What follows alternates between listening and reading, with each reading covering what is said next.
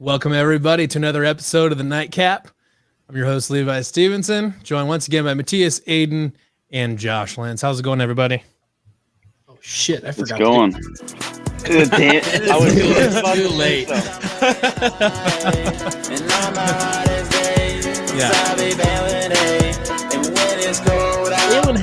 Hey, I can see AJ. Josh is out. Right. It's a great segue. We should pull in our guest because he could probably explain this video. We might need to get his thoughts on this. So our guest for this week is former Iowa State linebacker and current Buffalo Bills linebacker AJ Klein. How's it going, AJ? Going good. How are you guys doing? Good. So I don't know if you could hear that or not, but you know, that crash that you were playing. Yeah, I heard. See, I wouldn't describe it as that. Oh, I would describe it as a national treasure. I started smiling right away. Josh had the best verse on that song. I get to hear it every week, AJ. Oh, how'd they even find that thing? I know. All you gotta do internet is go to never forgets. YouTube and type in Josh Lenz and boom, there it is. That's like 19,000 views. It was probably still on Lichtenberg's YouTube account. Oh, The internet never forgets, boys. No, it internet doesn't. never forgets. So we wanted to bring you on, talk a little bit about your time in the NFL, a little bit of time at Iowa State and stuff like that, and then we'll get you involved. Like I said, we got some trivia for you here at the end too. So, so starting off, now that you're in Buffalo, you guys had a pretty impressive playoff run last year, and obviously you got Josh Allen coming up. What's it been like to be part of this revival of the Buffalo Bills? It was awesome, actually, to be honest. Only thing that we were missing last year is the fans. Some of my neighbors here that I've gotten to know pretty well over this last year said we've been waiting 20 plus years for a season like this, and then COVID hits and there's no fans in the stand. Mm-hmm. So it was kind of torture, not only for players but for fans, but to be a part of another team that's winning. I've been very fortunate to be on a lot of good teams in my time so far, and hopefully continue that trend as long as I can play. So, but no, it's great. The team's great. I mean, Bean and Coach B, I was with both of them in Carolina, so they put together quite the staff and have really built this team from the bottom up. And we're definitely looking forward to making it all the way to the big one this year, but definitely have some challenges ahead of us. Yeah, it's kind of interesting because now the Bills, it seems like for us watching as fans, but remember back in the 90s and stuff, like Jim Kelly and all them, they're making their playoff runs, and the 4 losing Super Bowls, obviously one game from the Super Bowl last year. And now it seems like Bills are the kind of like the poking ground of like potential new head coaches coming in, like your defensive coordinator, Leslie Frazier, obviously has been a head coach in the NFL, and he took some interviews last year for head coaching job, but pretty much and Brian Daboll, I think that's how you pronounce it. Yep. He seems to be like the up and comer of the offensive coordinators, potential head coaching candidate there as well, but they're all back this year. I mean, is that something that do with, the kind of the culture that Sean McDermott's built, or is that just they want to see this thing through kind of in their own way? Well, I know we lost a couple of the younger coaches. We actually lost, I can't pronounce John's last name, but we just call him Eggs. He was our assistant linebackers coach last year, kind of the understudy to Bob Babich, and he actually took the linebackers job at Vandy. So he was a really talented young coach that helped out on the defensive side of the ball that we lost. And then we lost forgive me, his name's slipping my mind right now. It's also hard to learn people's names when you have to wear masks all day long. Thank God that's done. But so we lost our offensive line assistant. He took the offensive coordinator job it was a big school, Stanford. So yeah, we've had a couple younger up and coming coaches transition back to college football, but I think like what you said is I know a lot of these coaches want to see this whole thing through, but why ruin a good thing when you have it? You know what I mean? Yep. Everybody, they put so much work into building a winning program. I think everybody has been here from day one for the most part. So I don't think anybody wants to miss out on anything special. So I'm pretty sure that's why some of the guys stayed around. Yeah. AJ, you've been. I mean, what year are you going into now? Will this be This is number 9 coming up. 9? I was gonna say 8, but yeah, that's crazy. I guess from when you entered the league to where you're at now, I guess what are some of the biggest changes for you? I guess from just studying the playbook to how you maybe practice or take care of your body and stuff like that. I guess what are some of the biggest changes you've noticed just from entering the league to where you're at as a 9-year vet now? That's a good question. Well, obviously, Josh, like being around in NFL locker rooms, and you learn a lot from the older guys that you're around. And obviously, one of the things that I learned early from a guy that I kind of joined the hip early on was Jordan Sen. He was a special teams guru in Carolina, but he was Mr. Take care of your body. He'll take care of you kind of guy. So I learned a lot from him. I said probably from day one till now, I've spent a lot more money on my body. I've gone through injuries and had my rehabs and off seasons and dealt with scopes during the season and trying not to miss time and toughen it through injuries. But realizing that really has helped finding quality body for people and not being afraid to spend the extra money just to take care of yourself, because it does pay dividends later down the road.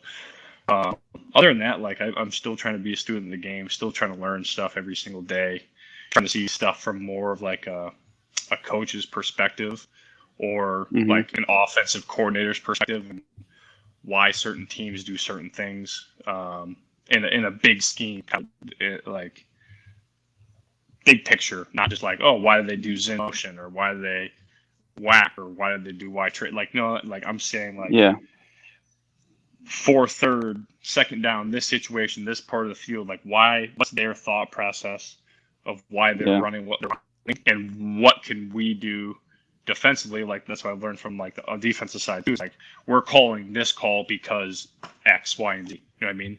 It protects us against the run. It's good versus the pass because it gives us tight coverage, and we're protected over the top with deep safeties. I mean, so there's things like that I try to learn every single day. So that's changed from when I was young. I used to try to just see everything as far as like, all right, this is my job. I understand the scheme somewhat. Obviously, because in college too, you learn a system, you get used to it, and then boom, it changes. You have to relearn, and then 4 years in Carolina changes again to New Orleans. But obviously, once you're in systems, everything is basically the same from system to system. Just terminology changes.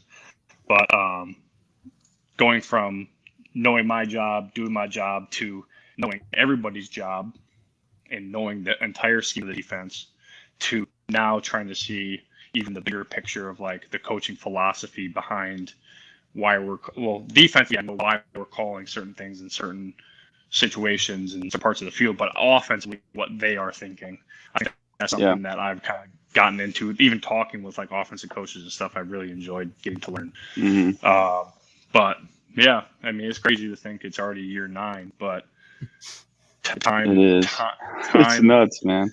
Time flies. I've been very, very fortunate. So, I mean, I just want to keep this. I have another 2 years on my deal here. I have one more this year, and the next season still left on my contract, and that was always like the goal, like get to contract 2, and then after a second contract, try to get to 10.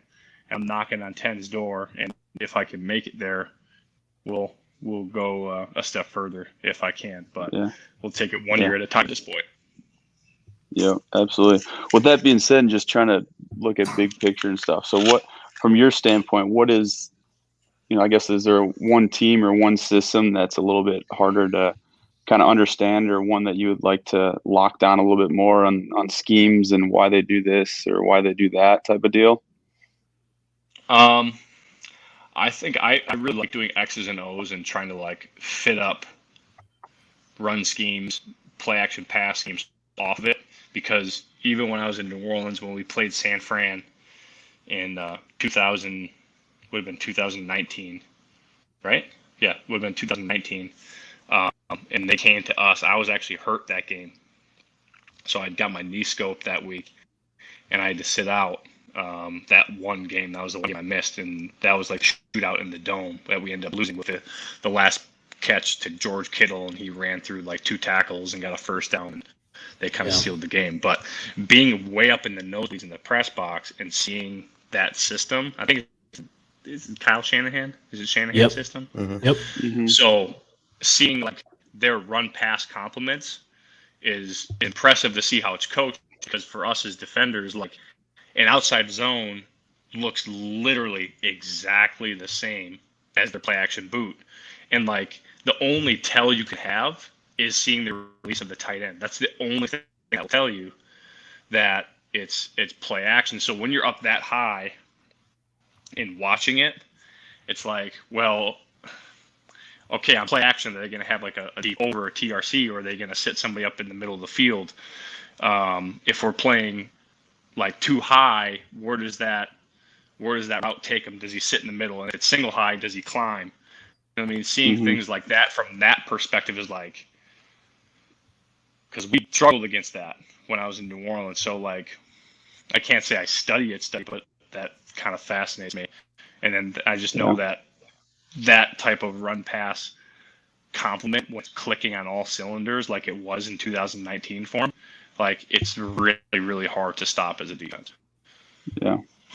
Kyle Shanahan's like one of those, like, he's like a mastermind in the offensive game. And it's like, no matter, and even with the young quarterback that they have now, Trey Lance coming in, but I think that kid's going to be like, to see, I know like he play a lot of games, but like that gives them some serious athleticism at the quarterback position, which is what that offense is designed for. Right. To get the quarterback out of the pocket, on the run, moving, but also by moving the pocket, hitting him outside, they're also protecting him from taking hits.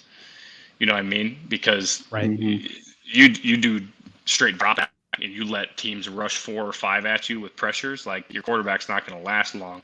So that's why it's going to be fun to see what they kind of do, and getting George Kittle back and some of their big pieces. I mean, they're going to be a fun team to watch, I think. I got lost in a YouTube spiral one time watching Kyle Shanahan, like concepts of like the offensive schemes that he does, and it's like really like confusing almost. Just, and I'm sure it's like your standpoint. I mean, you actually have to sit there and stop it. I'm just sitting here watching it on YouTube. I'm like, what the hell is going even on? But I only imagine just being as a defense coordinator, defensive player like yourself, trying to actually go out and do that. But you mentioned being the student of the game. Talk about your time, obviously in Carolina with Luke Kuechly, who's probably regarded as, one of the top linebackers like ever, kind of like with Brian Urlacher, Ray Lewis. He's top 3 for sure. Yeah. So he's in that upper echelon of those guys. And like, so what was it like being a teammate of his, learning from him, being a friend of his? I mean, just talk about a little bit about Luke Kuechly. Well, Luke's still obviously a really good buddy, and obviously he's still living in Carolina too. So whenever we can link up, we link up. And but kind of see his process, because everybody's different, right? You have guys like Luke who watch hours and hours of film, and then you actually said his name, Brian Urlacher, right? Brian Urlacher, because he talked with us and we sat on a Zoom call last year, and he's like, "Yeah, I never watch film." He just never. Oh boy. He would watch film at the facility. He would study hard at the facility. He would practice hard, watch the practice tape. And I remember him telling us, he's like, when I got home, I just needed to detach from it. He's like he was a very big, like he was a big believer. What he told us was he's a big believer in read and react. He's like, I didn't want to study so much that it slowed me down on game day and it made me guess. Yeah. So that just goes to show 2 very good linebackers with almost 2 different philosophies of how they study. But that's the biggest thing, is like one thing doesn't work for every single person. Everybody has to find their own process and what works for them. Because I'll be honest, there's weeks where I will barely watch any tape, because it's a week where it's like, no, I have to see this, and I just have to read and react and play fast. And then there's weeks where there's like a lot of like game plan run scheme where it's like, all right, if I get this formation, I know they can run bounce G or blah blah blah play action pass. You know what I mean? So you can start to put these notes down in your book as you go through. But like a week like that, for example, like I was saying, you have to study longer because I can pick up those keys. Whereas if there's weeks where it's like I just read and react and play fast, it is what it is. So when studying Luke, that's my long go around. I'm rambling a little bit. So my point was Luke was the studier. I did learn things from him. Learn things from him when we all would sit after meetings. We'd all watch tape together. So we'd be done with meetings at 4:30. TD would go home. Thomas would go home because he has kids, and we would all stay there and watch tape probably like an hour and a half, 2 hours. Everybody, and a couple of guys go watch special teams tape. But to seeing how each guy watches stuff different, or even like going through the game, like, hey, I'm looking at this. There's things that you can learn from everybody. I definitely learned some things from Luke. It's got to be like a Ron Rivera type of thing that has like a hell of a linebacker room wherever he goes. I don't know, like you in Carolina, Chicago, Washington's probably going to end up being that way too. He's got a thing for linebackers, it seems, and they all end up in the Hall of Fame. I'm trying to think. They drafted. Did they draft a linebacker this year? Probably. Yeah. Probably, but no. Yeah. Had some really good groups, and our group from top to bottom when I was in Carolina was really good. Great guys. Still keep in touch with. We still have a group chat from like I think it's called like LB 16 or something from way back when that we're all still on the same group chat and talk shit to each other. So those kind of relationships are pretty awesome. So yeah. Like when you've played for like three like totally different head coaches. You have Ron Rivera, Sean Payton, and now Sean McDermott. Like what have you noticed between like those three guys, which all three are kind of pretty different from each other? I don't know, is there anything in particular that you've noticed from any of them? And you're like, oh, that's interesting about this guy. That's interesting about this guy. Or is there one like was Sean Payton kind of weird? Or like I always kind of wondered that. See that people always ask me about Sean Payton. So Sean Payton is like he's awesome coach. He's awesome to play for. The facility was always serious, but fun at times, right? We would roast each other. We'd have a good time in meetings.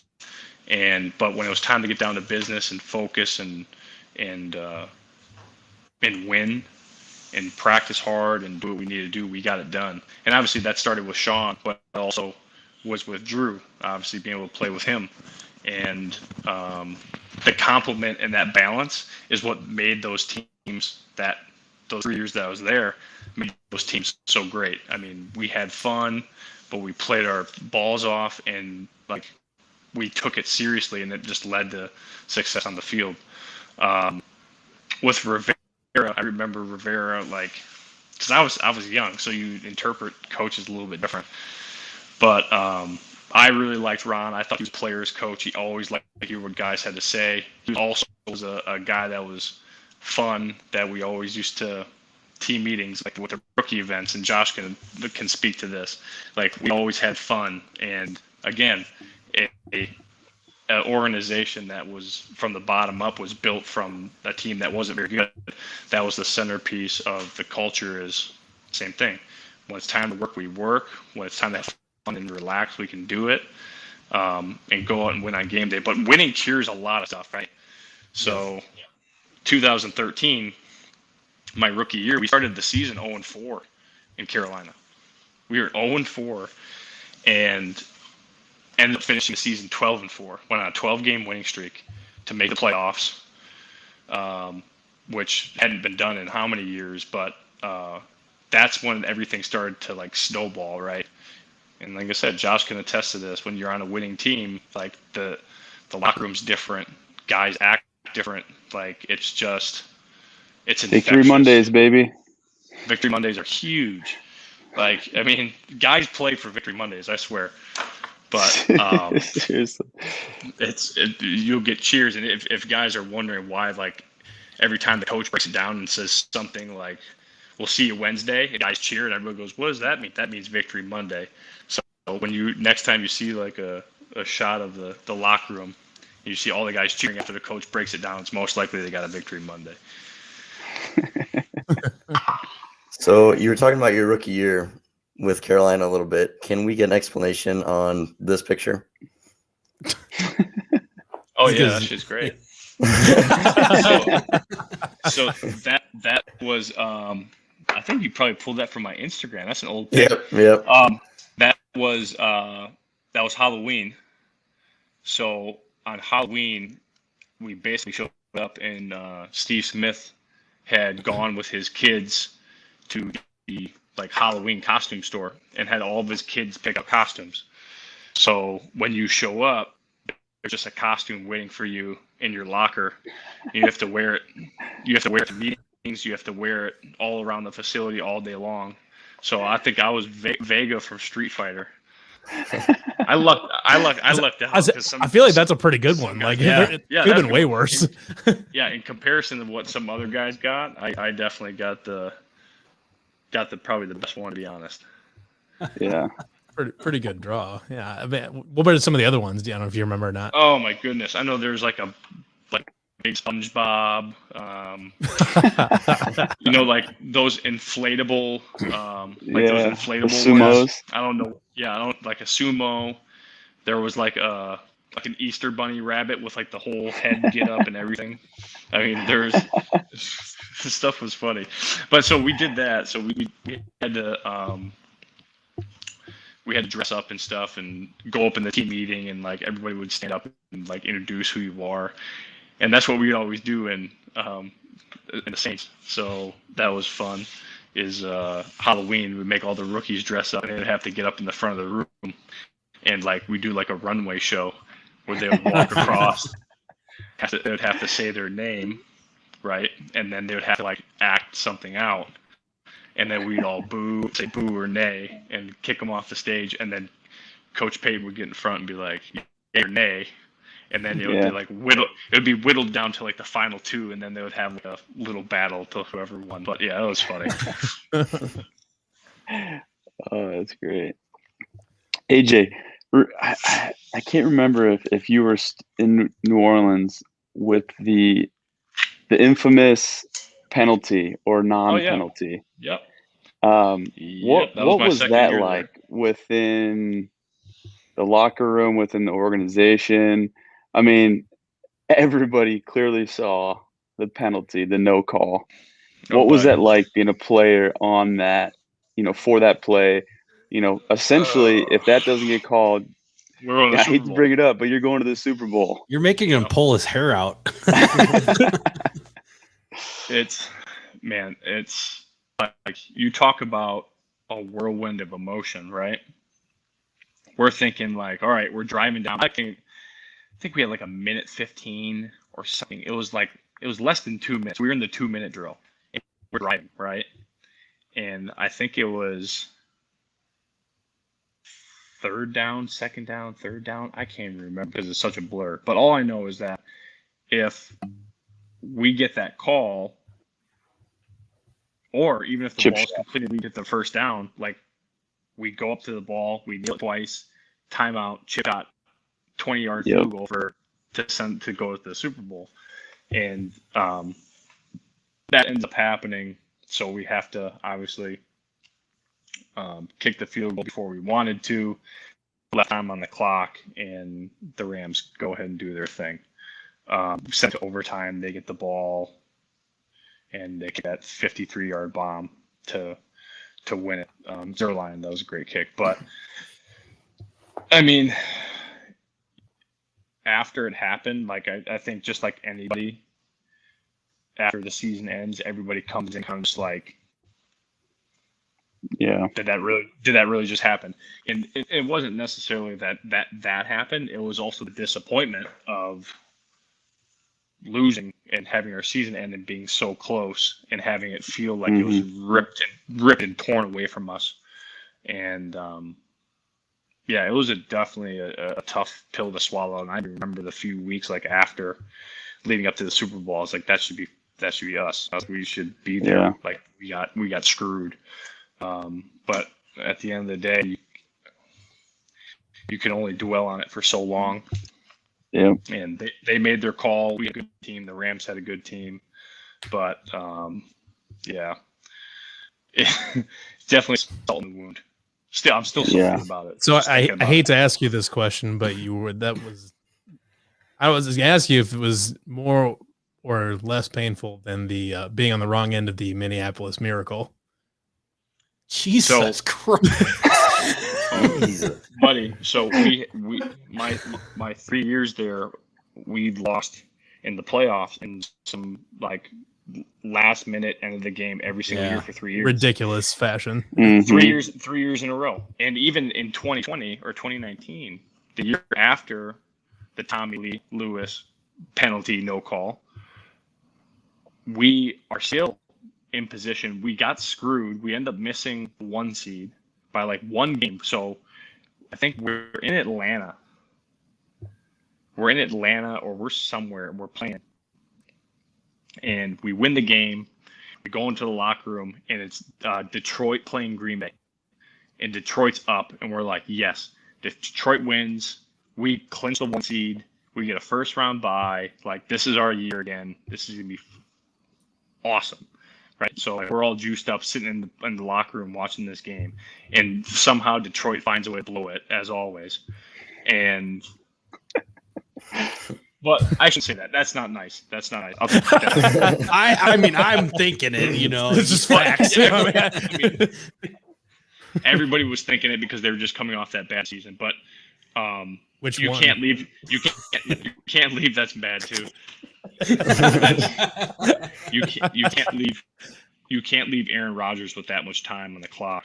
And I remember all of us just sitting there like biting our nails. And we're like, is this dude really going to drive down the field and score and win this game? And sure as shit, he drives on the field and they kick a field goal or score a touchdown fast, and they like it was a 10-point swing in like a minute 30. It was ridiculous. End up losing the game. We don't get the 1 seed. So we go to Minnesota. Minnesota comes to us in 20, and then we lose on the last second. Yeah, last second. Kyle Rudolph push off. That wasn't called either, I guess. I do remember that because I remember seeing. That's right. I remember thinking when that happened, I was like, I cannot believe they're about to get screwed over again. Yeah, like, again. I watched it again, and I was like, I get it. They're letting guys play. It's a physical game. You got to let guys play through. But I mean, do I think it was a push off? Yes. Do I think it was still a good play? Part yes. Like, it's just one of those bang plays. Is like, I think the ref, no matter which way he calls it, he catches hell, to be honest. Yeah. So, and if I'm a defensive player, I'm always going to say, hey, let us play. But if they push off and it doesn't get called, we can't complain. You know what I mean? So we want them to give us more play at the top of routes and be more physical. That also goes for offense players. So right. It is what it is. Yeah. So you learn in other news, did you guys know that AJ Klein is tied for the most interceptions for return for touchdown by a linebacker in NCAA history? What? Yep. Really? I did know that. I can tell you why I'm not the record holder. I'm interested. Go Texas on. Texas Tech. End of the game, overthrown ball. I pick it and I slide. I had like 65 yards of grass with nobody. You're just gone. And I was gonna go. I was gonna take it and be gone. I end up hitting a knee. So backstory behind that, why I did that. Otherwise, I would have been gone. You would have caught me in the end zone. So I get down after the game. Burnham, Wally comes up to me and goes, "Why didn't you run it back? Why didn't you run it back?" He's like, "There's nobody in front of you."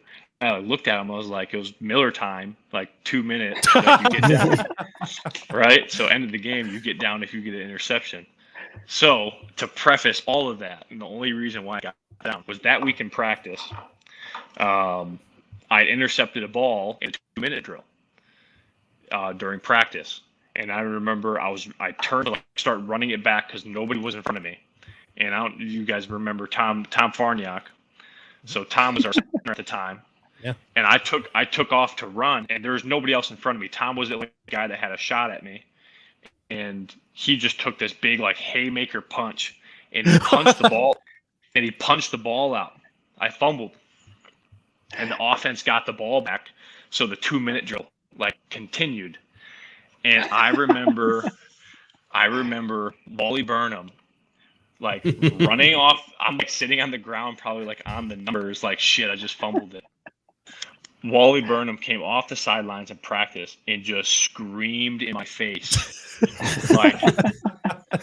like I'm telling you, like this far away from me. And he was just tearing me a new asshole. Like it was bad. Like you never did that, right? You get your ass down when you intercept the ball. Like what are you thinking? And a few more expletives in there, but yeah. So I was like, all right, if I ever get a pick in 2 minutes, I'm going down. So I went down, and then after the game, he's like, "Why'd you run it back?" I was like, "You gotta be kidding me!" You just chewed my ass. You see, you just weren't trying to get another ass chewing. Oh my goodness! And he's like, you could have turned it all the way. I was like, oh, too late now. Well. You made it a fairly easy transition because I was gonna try to lead you out of the territory, the land of pain and suffering. This year is the 10-year anniversary of the Oklahoma State upset. What do you kind of remember most about that night? Do you remember anything from that night? Remember. I said, remember. What do you remember? I remember we didn't have much time to go out after the game because it was so damn late at night. Yeah. But no, it was just weird. I remember like everybody just had that feel before the game. I mean, prime time Friday night, like the Jack Trice was packed. Like everybody just like when you took the field, even warm ups, everybody kind of just felt it. You know what I mean? And what a great game. Going back and forth offensively, defensively, like us getting a stop, us getting a big turnover, a big touchdown throw by, I think it was JT, right? JT was a quarterback. JB. Jared Barnett was the quarterback. That's what I meant. Sorry, JB. Yeah. So going back and forth, and it just seemed like anytime we needed a big play, we came up with one. And then going into overtime, like we scored, they scored. They score, we score. I'm just like, is this ever going to end, right? And I just remember after Woody scored that touchdown, like it was just a blur. Like it was same. I don't know what we did. I think I was like toward the bench, and then like everybody started rushing the field, and I started rushing the field, and I remember seeing my brother. Like running past. My brother came running all the way down the stairs, and he like got on the field behind us. But it was like I don't think I've ever been a part of something like that. I don't think I've ever had fans rush the field other than that in the Iowa game that year. Yeah, Iowa game. Yeah, same season. But man, those are some of the best memories of like being in that crowd of people, and then being able to go into the parking lot with friends and family. Everybody was like, Ames was just on fire that night. It was awesome. Can confirm. I was there. That was my sophomore year. But I remember by the time we got out of there, out of the field, because one, it was packed. It was hard for us to even get to the locker room. And then by the time we got dressed and showered and we like got back to our apartments, it was like, holy crap, it's already like 12:30. We need to get our butts in gear and like get out and actually enjoy this. But then because it was the Friday night game, I had the whole next day, and no, it was a fun weekend, and obviously one of the more iconic wins that Iowa State has had, and it's just fun to be like have that be a memory right from our time being there. So the only one that I'm salty about that we should have had as well was our sophomore year versus Nebraska. I'm still salty about that. The missed 2-point extra, or the fake field goal conversion. Yep. Yeah. Hollywood was wide open. He was wide open. That was a great play by that safety, but man, that's one I wish we could have back. But yeah, because they were ranked 5 when we played them. They came to us. Yeah. That was the last time we ever played Nebraska too. Yeah, then they freaking ran away to the Big Ten. Like, what? Can we bring back the Big 12 like it was? Like, what happened? I don't get it. I'm fully on board with the restore the old Big 12, but I would personally swap out Colorado for TCU. But other than that, yes, I like TCU, but yeah, yeah, I can get on board with that. But or they say bring back the original Big 12 and then make it like a super conference and bring 2 more teams in. And then add what they're talking about adding Boise State and who else? That was a talk last time. Was Boise State and was it BYU?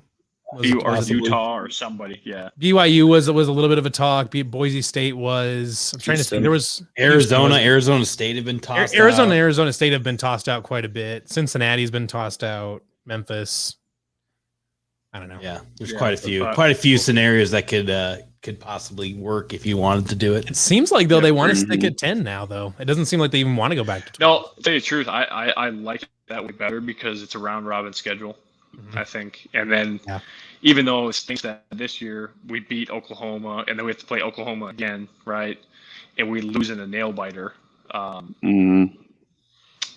like that close to being Big 12 champs, and that brings me to my next point. Like this team under Matt Campbell has had more wins than we could have ever really probably hoped for. Like obviously we were close in a lot of games, but we struggled in our time there closing games out in the fourth quarter.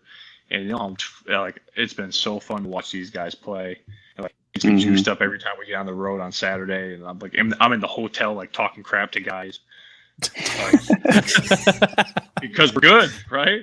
We're good. Yeah, we're good. We can now. There's a few years there, like after we left, that was like, man, I can't even watch this stuff, and it was hard because I was like such a diehard fan. But I would get angry, at the TV. I would have to I would get so worked up that I would have to turn off the game. So right, but yeah, keep Matt Campbell at all costs, in my opinion. That they need to pay him whatever he wants to stay. Isn't it surreal though that Iowa State is like regularly competing with and now beating Oklahoma? Like which unbelievable. That gap, because of the money and everything that Pollard has done, that gap is starting to narrow.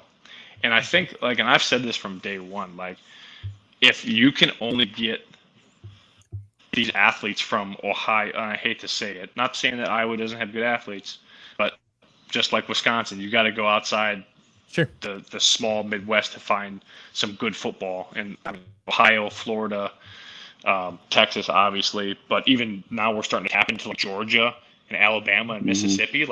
We never had anybody from those. Maybe Bobcat, and that was about it. Yeah, we had. It was literally.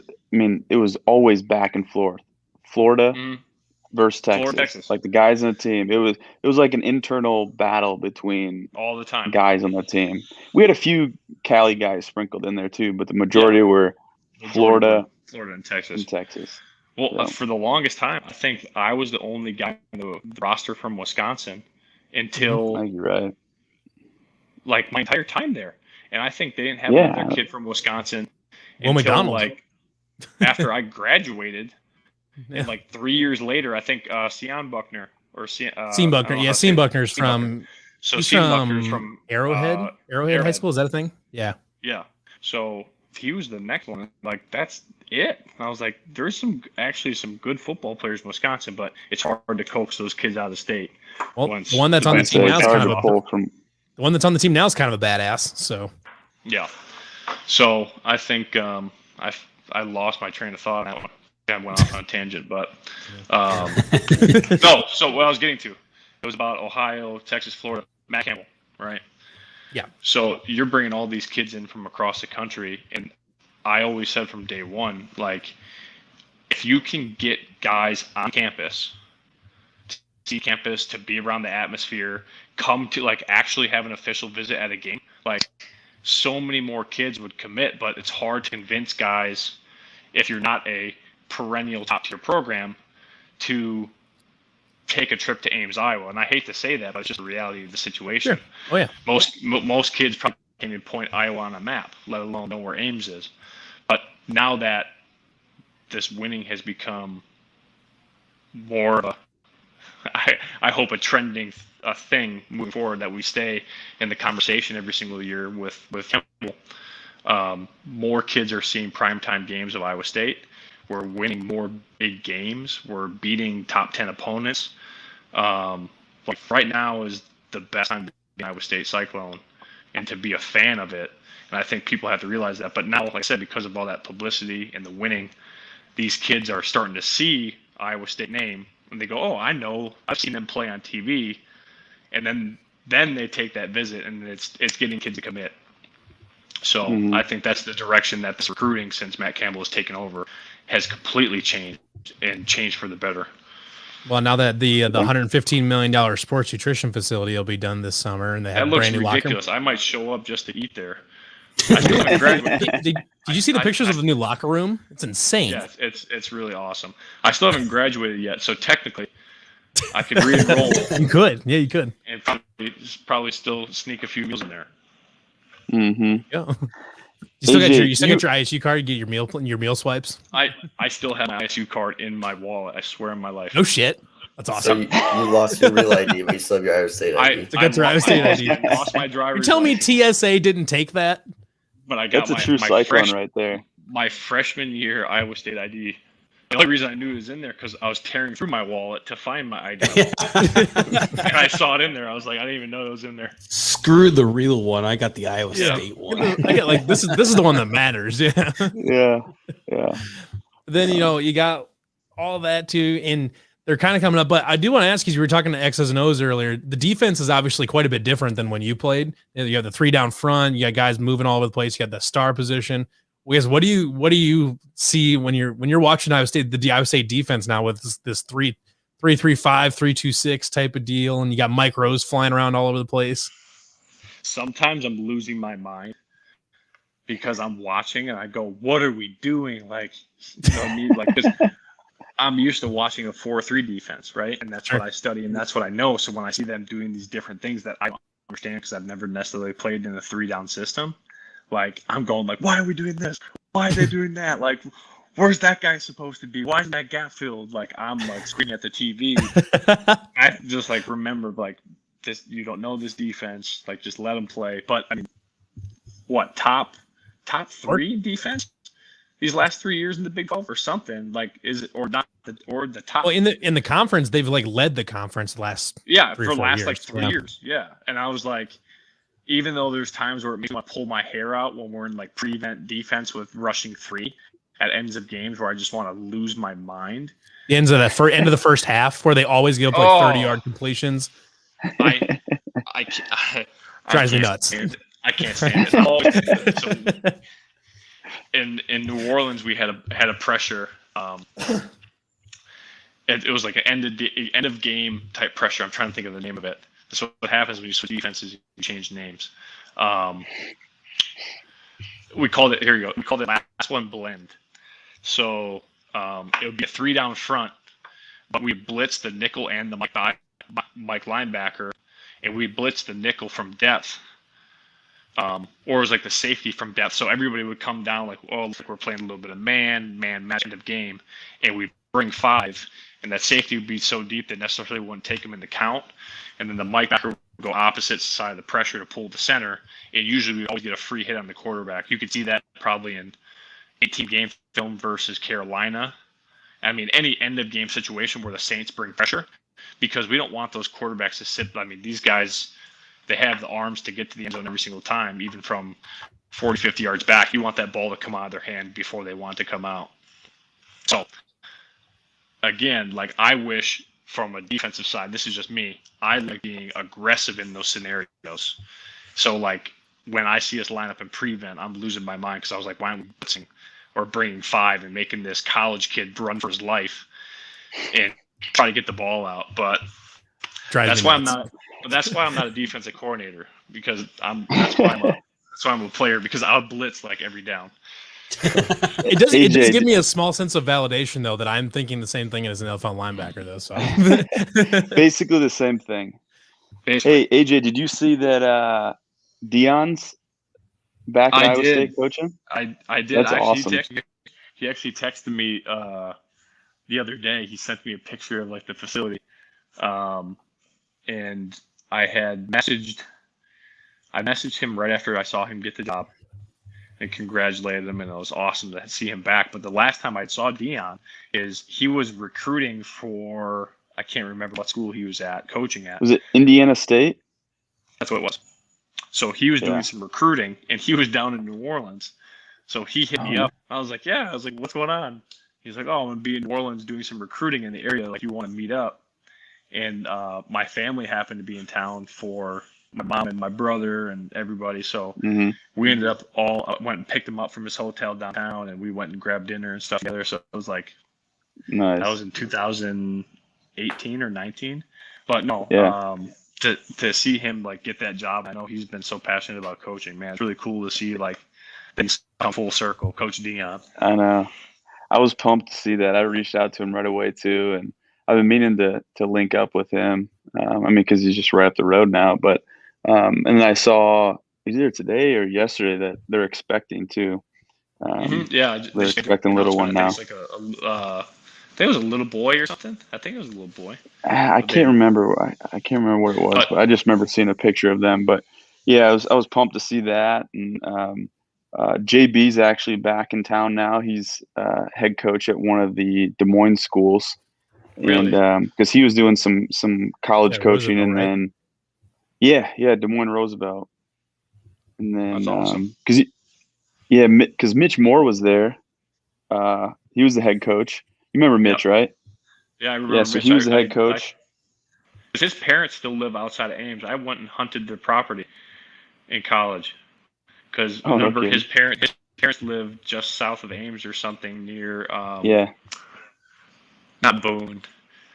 My goodness, you forget all the names when you leave. But yeah, Mitch's parents are awesome people too. But Mitch is great. Yeah, he took the Iowa City High head coaching job, and then it was vacant. Roosevelt was vacant for a little bit, and then JB interviewed for it and got it. So where was he before? I can't remember. And actually, Kamari Cotton Moya just got a gig too. Where's he at now? He's in Southwest Iowa now. Oh, really? Denison. That's what he was actually coaching back in his hometown in California, and then left to come back to coach Denison next season. Oh, nice. That's awesome. Yeah. He's a good player. He's a good player. Yeah.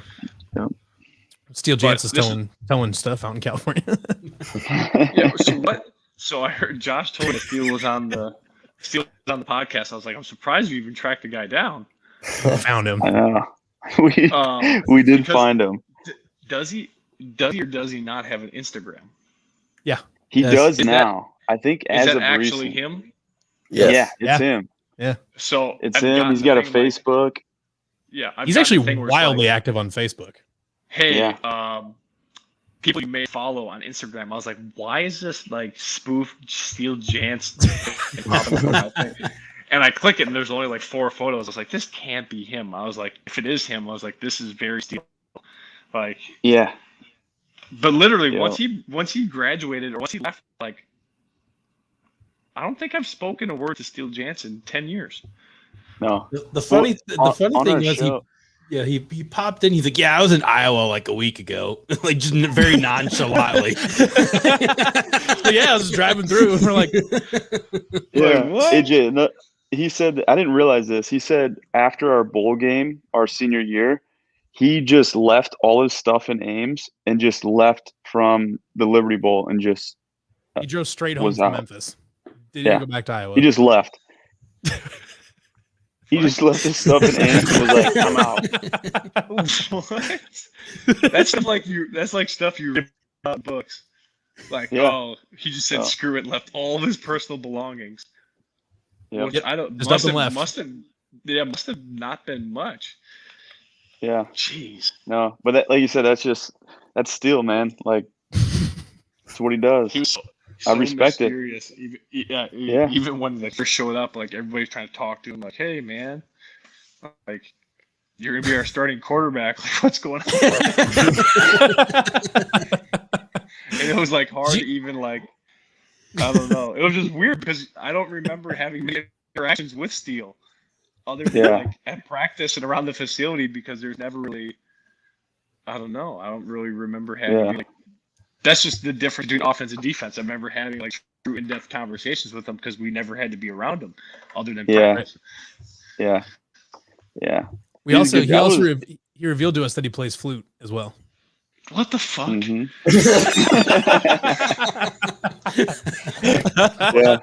yeah. What? He recommended some good flute music. Please tell me play some flute. Please tell me play flute for you on the show. He's like, he did not. Just go get unfortunately. hey, just wait. Let me go get my flute real quick. I'll be right back. What? No, you have to go back and watch the show though. It was actually a pretty good show. Yeah, he was good. He's really good. No, I'm interested to see what he's been up to. The best was when he we didn't know what he was going to be like, and he just popped in. He's like, "Hey, what's up, guys?" Yeah, it was good. And then towards the end, we actually like lost connection randomly, so we thought he just up and disappeared, like he was just going to disappear for another decade. Sorry guys, I was hitchhiking on the highway. I'm like on my way to hike Machu Picchu or something crazy. Probably what he does. Yeah. He might. He probably has. Based on the little bit of pictures I've seen of actually real Steel James now, I might have to actually give him a follow on Instagram now. But it looks there you go, Jim. He's yoked now. Yeah, he looks shredded. I was like, golly, what can I do to look like that? Supposed to still be playing football. This guy looks yoked. Yeah, he said he does gym, laundry, and lifts, or gym, laundry, and toe, flute, and hunt. Yeah, toe, flute, and hunt. Gym, laundry, and toe. That's his three main things. Yeah. One story you definitely need to go back and listen to though, I don't know if you're aware of this or not, was when Steele went and actually killed a rabbit in Ames with an air rifle. I had no idea of this.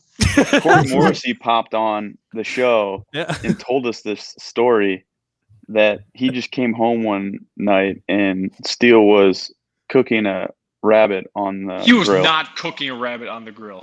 Yep. Like he shot it with an air rifle in Ames, skinned it, and killed it, and put it on the grill. And ate it. Get out of here. I was not aware of this story at all. Well, do you remember when we went to I don't know the name of the river now, but Boone River, I don't know. When we went noodling for catfish, and like we caught them, and like Levi was like, yee, like all this crazy catfish stuff. So we brought them back, and we were going to release them because we weren't supposed to be noodling, I guess. And I remember, Burris was like, screw that. He's like, I'll take them. I'll bring them back. And we brought these catfish back to the facility. And I remember him gutting and cleaning these fish in the facility parking lot and dumping all the guts down in like the drains. I was like, what are we doing? We're cleaning catfish in the parking lot right now, like off the tailgate of his truck. And I was like, what are we doing? Yeah. Funny you mentioned Levi. Levi Peters, yeah. He's in Colorado now. Levi's in Colorado. Is he? We were going to see if we could get like Levi on the show and just get like Levi from the deer stand, where he's sitting up in his deer stand. We do the live show with him. AJ, I was telling him the story of Levi and Leo. Do you remember that battle that they had one off season with the tug of war thing? Do you remember that at all or no? With the big old thingy? Yeah. That was insane. That was one of the coolest things that I saw when I was there. It was like they battled for like it seemed like an eternity for that thing. Yeah. And they're like Levi started like flipping and like, doing barrel rolls like an alligator and stuff. Yeah. It was nuts. It was nuts. Yeah, those off-season workouts sucked. Those things were terrible. Yeah. Yancey really put us through it. But Yancey, Yancey's the man. I still keep in touch with Yancey. I told you I went down there. I trained with him for a week at Texas. Oh, really? I didn't know that. Back in 2018, after I tore my groin, did my shoulder surgery, had an ankle surgery, all that one off season. I called up Matt Van Dyke and I was like, "Hey, my body is destroyed. Like, Yeah. I'm balanced. I don't feel good, and I have like 5 weeks to try to get my body right before training camp. And I went down there and trained with him in Austin for about a week and a half in 2018 for the season, and opened up the facility. I mean, Texas's facilities are ridiculous, obviously, as they should be. But yeah, that was the last time I'd seen Yancey, and Van Dyke was working for him. CO was there, so the whole crew. So, but yeah. Yeah. Where did Yancey land after Texas? Is he? I don't know. I think I just Googled and I don't see anything listed for him. I think he might just be chilling and collecting that paycheck. I bet, dude. Because good for him. They had to pay Herman a lot of money. Mm-hmm. A lot. Herman's double dipping now between that and the Bears. So. With the Bears? Yeah, he's a quality control guy, or he's like a offensive analyst. Well, yeah, something like that. Yeah. Yeah, probably an offensive analyst or something. I'm pretty sure with how college coaches' contracts work too, they can, like you said, double dip. So, but they get paid a salary from their new team, but then the team that they just got cut from or let go from or fired has to. They owe the buyout, but I'm pretty sure they have to pay him up to say he was getting paid $5 million a year for whatever the sake. Say his salary was $1 million, they would have to make up the difference to make it $5 million. Right. Well, Charlie Weiss was like that. He was getting paid by Notre Dame and Kansas at the same time while not being employed by either of them. How amazing is that? He was making something like, I can't remember exactly what it was, but he was making like $8 or $10 million a year to be fired from both Notre Dame and Kansas. That's got to figure out how to get that job. According to Samuel, Herman's buyout was $15 million. $9 million of it was for his assistant coaching staff, or $9 million as well for the coaching staff. So yeah, on top. So who knows? I might have to reach out to Yancey one of these days and see what he's up to. It wouldn't surprise me if he's still in Austin. I mean, Austin's a pretty cool area. Yeah. It's different, but I heard people that I know that live there love it. So who knows? Yeah, he's probably just chilling until Herman gets another college gig, and then he'll just go there and. Well, his boys wreck shop again. I mean, they've got to be getting. Yeah, I mean, I forgot about them. Graduated. His kids, Brock and Brody, got to be like 13, 14 years old now. Yeah, I forgot about them. His kids are probably full blown going in sports. And I know last time I talked to Yancey, he's like, yeah, my kids are like brick shit houses. Like, they're just big kids. You know what I mean? Like, Yancey's a big dude, and his kids were big when they were younger. I was just gonna say that. Yeah, they were. So they were always wrecking shop. If they're full go with sports and everything else, I mean, shoot, what is 12 years old put you in middle school, almost high school? Yeah. Yeah, seventh grade. Yeah, 6th grade, 7th grade. Like, yeah. So, yeah, it'd be interesting to see. I might have to reach out to him. Nice. All right. So, Aiden, you got another question for him? Otherwise, we got a couple. I think we got one or two fan questions we were asking before we transition. You're fine. Let's do it. Yeah, I got a real tough one for you. How hard was it to cut your hair after all those years? Not hard at all. I just cut it again. So I had my hair was long last season again, and I had my hair long in 2020, 2019. I cut it after I left the Saints, and then COVID hit. So literally, this is the funniest thing. I cut my hair in February after the last game, or whenever it was, after left New Orleans. And then COVID hit, so all the barbershops shut down. So I was like, I couldn't cut my hair anyway. And I literally grew my hair back out in less than a year, back down to my shoulders. Like, my hair was on something different last year. It was growing like crazy. So I grew. It's a side effect of COVID they didn't know. My hair was losing, like, going nuts. So my hair grew to shoulder length from like way shorter than what I have it now. I have to actually get another haircut, but so I was up full length pony hair, whatever, and I think I just cut my hair again. Probably like 4 or 5 weeks ago, something like that. 4 weeks ago, maybe a little bit longer. Yeah, but chopped it off again. So it just becomes such a hassle and a pain in the butt. It's not worth it.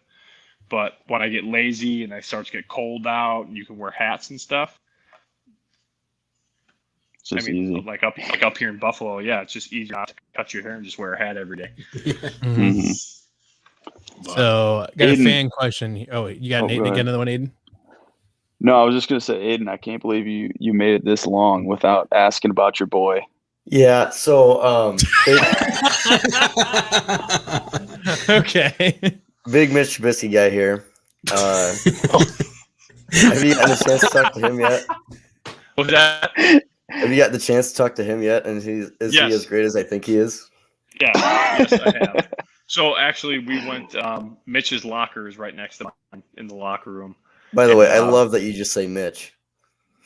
Yeah. That's perfect.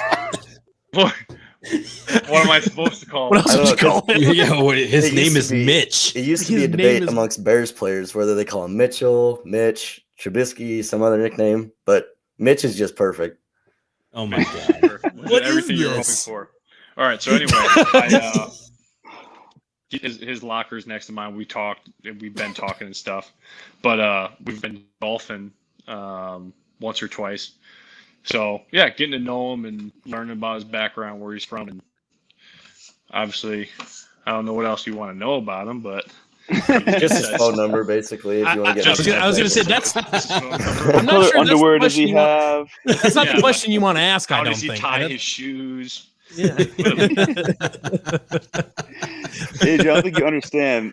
When I said you were coming on, the first thing Aiden asked was if we could ask about Trubisky. Trubisky. Yeah.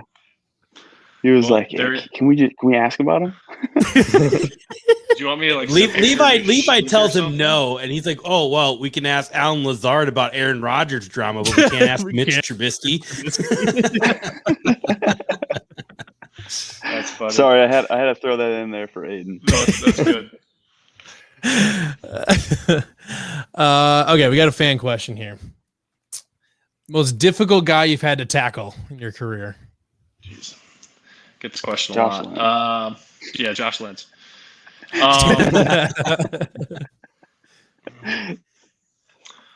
I will say in the NFL,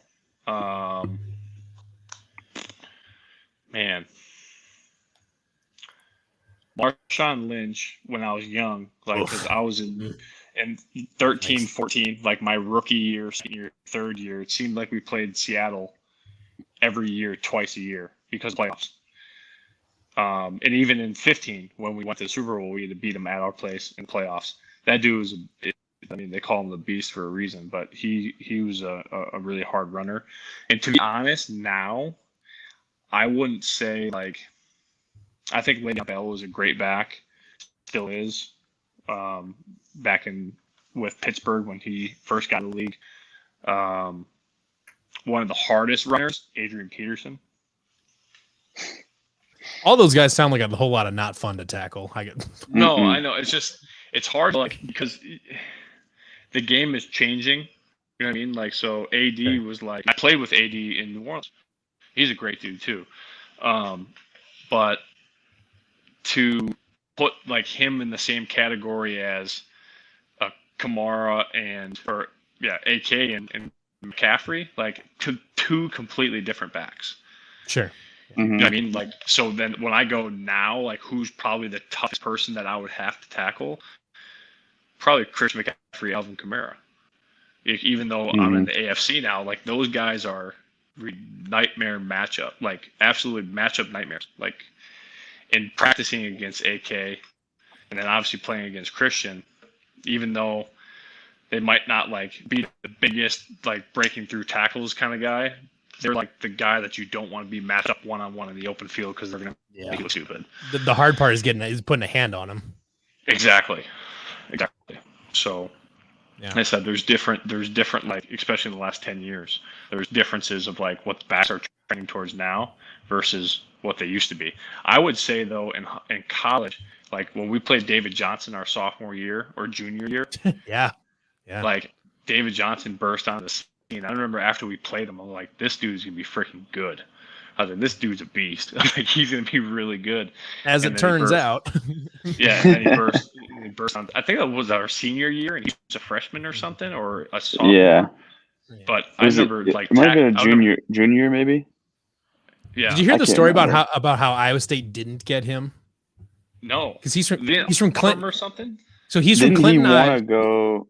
He's from Clinton, Iowa. He wanted to stay in state, but the recruiting letter that he got had his name spelled David Johnston, so they spelled his last name wrong, and so that's how he ended up with not having David Johnson. That's crazy. And he wanted to come to Iowa State. Yeah, he would. He probably would have. Yeah, yes, if we offered him, he'd have committed. Yeah. That's crazy. Well, his journey took him on the right path, so 100%. For that. Exactly. Let's see here. Okay, here's a good one. This is kind of a what did you guys do for entertainment as football players around Ames? Did you go to Des Moines, or did you have a favorite spot in Ames? I would AJ, say, remember? Oh, go ahead. No, I was just going into our senior summer, Boone Country Club. So yeah, really, out of all the places. Yeah, we went out golfing there. So I was at the time I was working at Ames Golf and Country Club, and I was working in the kitchen. So I worked there for every single summer, and I washed dishes. And then by the time I left, I was like cleaning or cooking and stuff. But I could only play golf there on Tuesdays for free. They let me play in the afternoon, so I was like, I would get my golf fixed a little bit there. And then there's a few area golf courses that we could go to when I didn't have to work. And I know Boone became one of those spots because of the Peters brothers. Yeah. And who else was from that area that put us on that course? I can't remember off the top of my head. There was a good group of guys of us that went out there. So we all went out there. We had like maybe 10 or 12 of us, and we were talking to like the guy behind the bar or whoever's running the place, the manager, and the general manager or whatever. Yeah, we're like, hey, how much does a golf membership cost? He's like, oh, it costs like $1,000 for the summer, or like $900 for the summer, and that includes golf cart and whatever. And we're like, shit, we can't afford that. Like, that's way too much. But we'd all just gotten our per diem, and everybody gotten their checks from like their meal plans and everything that you're supposed to use for food. So we ended up like being like, well, what if we got like 10 guys out here and we all bought a pass today? Could we get it for like $500? So we ended up talking them down to like give us 50% off these golf memberships, and that was probably the worst decision that golf club made all summer long. Lost so much money. We wore that course. That course out. We were out there. If I wasn't working, we were golfing, like legit. Yeah. And even if I wasn't there, there's always guys going out, and we would be out there with our shirts off, golfing in flip flops. Like I remember, all the geese. I think like one of the ladies, like one of the older women, like complained because Levi Peters used to catch geese on the golf course. He did. He would run them down. Just run them down on the golf course. And when they get like those baby geese, like once you get them separated, they get scared and they just stop. And Levi would jump out of his golf cart and grab these freaking geese and hold them in his cart. They just shit all over him, like all over the carts and stuff. But yeah, that's where we probably spent most of our time. We like that summer, we absolutely wore that course out. And like I said, it's probably the worst mistake by letting us buy golf membership for $500. But no, we had a great time out there. That's exactly what I was going to say. So we had a good time. And then Honey Creek, we go out to, before we got that, we go out to Honey Creek quite a bit because they had like, it was like on Tuesdays or something, they'd have as much as you can golf with a cart for like $20 or something like that. Yeah, I forgot about Honey Creek. Yep. So we go out there too. So yeah, we got in a big golf kick when we were out there. Towards the end. We'd all go out there and yeah. But before that, I mean, it was just your normal hanging out at what was the address of My Cow and Pat's old place, the greenhouse on the corner of Welch. I can't remember the street number. But that was like the summer. Either. That was the summer house. So if you guys know Welch Avenue, all the way down Welch towards the other towers. Towards the towers. towards the towers. The last house on the corner was like our party house for would have been our freshman, summer, sophomore year going into junior year. Or no, it was just freshman. It was freshman into sophomore year because that next year we all moved into Brickstone. Yeah. Yep. So yeah, but other than that, that was like our hangout house. Was that last house on Welch Avenue? Aiden, is that house still there? Do you know? God, it's definitely still there. I'm sure it is. Yeah.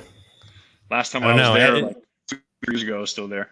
That place was raunchy. That place was disgusting. Ames is totally different than it was 2 or 3 years ago. It's They haven't unreal. really messed with most of the houses on Welch. Yeah, they're screwing it up. I'll just come out and say that. And they need to bring back Visha. They messed that up. 100%.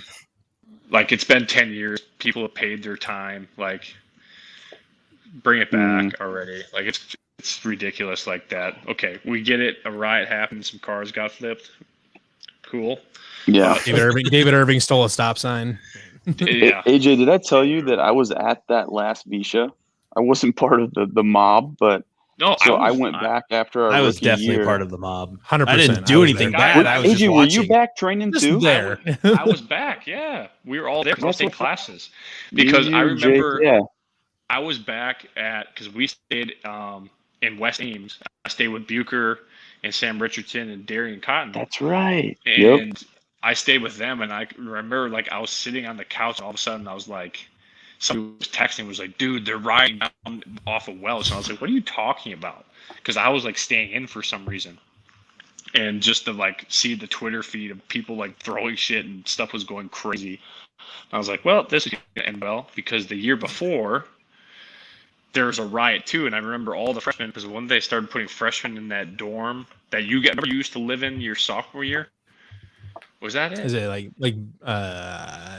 Because we Buchanan? lived in Brickstone. We lived in Windsor Heights. Is that right? No, not Windsor Heights. Stanton you Heights. guys lived yeah, but that was across the street from Brickstone. Because we lived in Brickstone, Yeah. you guys lived across the street. I'm saying Yep. it used to be actual apartments, but then the resident or like the campus bought it and turned it into campus housing, and they put freshmen in there. Yep, I And know what then you're talking that about. was The one right on the corner of Lincoln and Stanton. Yes, right, Yeah. like right above Jeff's Pizza. So Yep. that turned into ISU campus, not when we were in school, but that year that the riot happened. And I remember the night before they brought out the cops riot gear, because we were like at a Stas or something on that street when like all these friends AJ. started coming out of these. Shout out to Stas Bar and Grill. I lived in that student housing because when I went back and to like honor my scholarship, whatever, I had to live on the campus housing. So that's where I lived when I went back after my rookie year. So that's And so- probably why I'm thinking of that. I was probably we were Yeah. probably together. That's why You were probably at my house looking out because That's we were what it looking was. out the window and we could see yes. Yes. it looking I down. was wondering, and there because was I was like, I remember. Yeah. There was literally like a Oh. standoff with like cops, barricades, and then And then people with like could bottles look of beer, down like Stanton. throwing beer cans. yeah, it was bizarre. It was very bizarre. Yeah. But sorry, we just went on a long tangent Bring there. back, bring back, Bring it Visha. back, boys. Bring back Visha. Yeah, this is definitely a pro Bring Back Visha live YouTube show. All right. So I think what we're gonna do though now is we are gonna go to our next segment. So for context here, AJ, our child producer Aiden Wyatt is wait, you still 19, Aiden? Yep. You're 19 years old. Yes. That's fun. If you believe it, he was born in 2001, like late 2001. Like he was not alive for like 9/11. Like he's that young. Jeez. Yep. That's crazy. So we have a little trivia segment that we do with him called Aiden versus the 90s, and he answers 90s trivia question. And this is so fun. we're gonna play that. He gets 3 questions. We're gonna do a little bit. Ordinarily, we give Aiden a chance to answer, and then everybody else gets a shot at it. But we'll do it so that you and Aiden both compete against each other. And then if you guys don't get it, then Matthias, Josh, and I will take a crack at it. So, Jeez, all right. you gotta Let's do it. get on your game face here. All right, so now we're gonna do Aiden versus the 90s. Oh, nice All right. picture. Yes. It's fantastic. Isn't it a good picture of Aiden? That was a good graphic too. I like Saved by the Bell vibes. That's what we're here for. Okay. First up. In 1991, this band played a show in Moscow for what is believed to be a record 1.5 million people. Give me this. Who's the band? Hmm. I think, is it this one? Yes. I don't know. It's got to be. Aiden, this has been talked about in the Slack before. All right, I want to say 5 seconds. Toto, but that's not right. Because I'm thinking like Oh, come Africa. on. Well, I'm thinking it was one of those world songs. So, okay, I can't AJ, remember. what band? 1991. 1991 played in front of 1.5 million people in Moscow. I want to say Metallica. Yep. Nailed it. Metallica absolutely did. So, all right. Next up, all right. During the 90s, Major League Baseball added 4 teams. Name the 4 teams. Florida Marlins. One. Arizona Diamondbacks. That's the other. That's 2. Tampa Bay Devil Rays. That's good one. That's 3. And Washington Nationals. Ooh, swing and a miss on the 2000. last one. AJ, you got the save? All those 3 with the Colorado Rockies. Nailed it. God Damn. Have we had one similar to that before? I don't think so. No. Oh, We had for like an expansion team that won the World Series. yeah, it was the Marlins. He just asked a different Marlins Yeah, question. it was a different Marlins Yeah. question. Yeah. All right. Let's see. Last one. I'm a little rusty. Are you a little rusty? You did have a. That's a tough 2 weeks question. All right.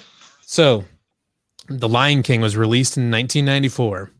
One of the featured tracks off of the soundtrack is "Can You Feel the Love Tonight?" Which artist performed the top 40 version of that song? Billy Joel. Oh my god! Come on. I Elton have no John. idea. Elton John is correct. Okay, what do you think about? I'm not that far off. I mean, they're Aiden basically is the same. getting absolutely Billy demolished. Joel. Billy I Joel. guess they both play a piano. Come on. You're not old enough to develop Rust. Terrible. Aiden getting absolutely demolished. In Hey, trivia. you're not ready for this boat race in the next segment. All right, so we now have kind of an inverse segment because we found out that the rest of us besides Aiden are all olds. And all right, I don't remember what I don't know, run the thing. What's the one even called, Aiden?